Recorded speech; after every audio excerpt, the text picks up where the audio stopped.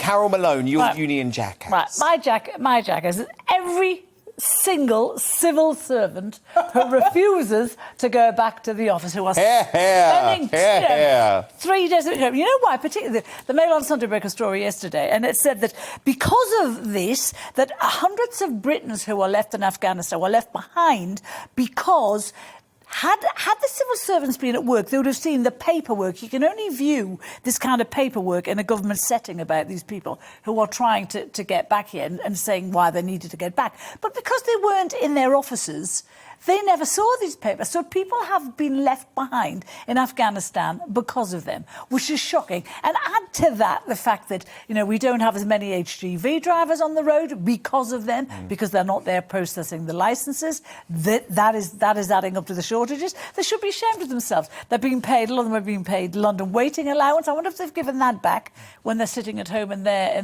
you know... Get back to the office, get back or the to whole work. country is going to break down. It's just absolutely insane. It's not on. Benjamin Butterworth, your Union Jackass. Well, mine is the repugnant anti-vax activists who turned up at the home of the TV presenter Jeremy Vine.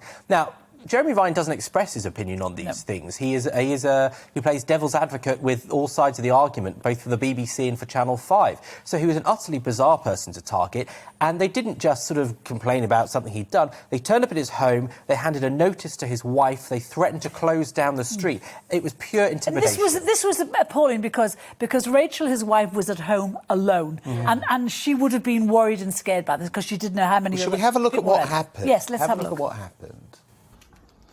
What appeared to be a wife of Jeremy's, she took a notice of liability. It was explained that it was regarding his job in BBC, and that was better than we expected. So we don't need to make a huge point of what it's all about. The notice of liability has been served, so to a person who lives with him, and it will be handed to him in hand. Well done.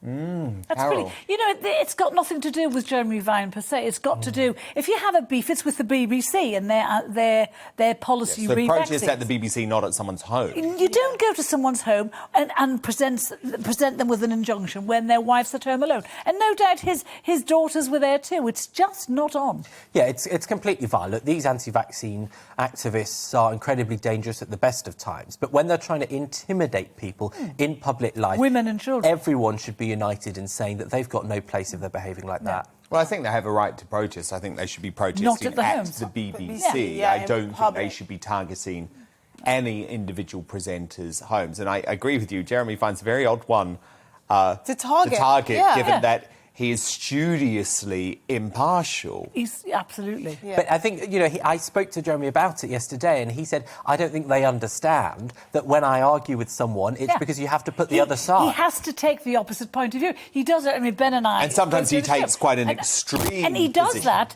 because he wants to get opinions from people, and he wants to get opinions from viewers. So they should, it's not necessarily his view. Those men outside his house, or more likely his wife's house, because she was in, they should hold their heads in shame. Absolutely. Esther Kraku, who is your Union Jackass this Monday? The woman I still can't believe is Home Secretary. I share the same view with you, Priti Patel.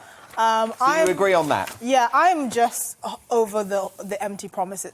Which is shocking, right? A politician that makes empty promises, but I'm particularly over it because I don't understand why Insulate Britain are still on the streets of Britain wreaking havoc. I don't understand why immigration numbers, you know, from people coming across the channel, it's still an issue. It's still an issue. I mean, it's so much of an issue at this point that Priti really can't make many public appearances talking about it because it's just getting embarrassing now. I'm over the inaction.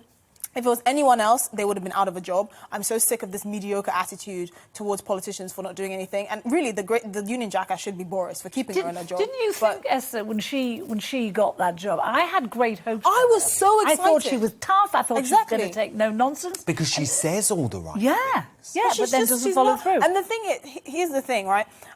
For me, my biggest issue is there's been no actual justification for this. You're supposed to be the tough on crime, tough on law, tough on immigration Home Secretary. You've been really none of those things. Why are you still in a job? It's nothing personal, but if you're not doing your job correctly, just like I think, you know, the what's her name? Met police. Cressida Dick. Yeah, exactly. Yeah. I mean, she should be out of the job is, as well. I think Priti Patel genuinely means well, and I think she desperately wants to enact everything she's saying. But I agree, at the end of the day, she's going to have to be judged on buck stops results with her. now. Exactly. And she's got a department that's working against her. Well, that's her responsibility to shake it up and turn it around, because you're right, Esther, we need action. We need action in the Channel.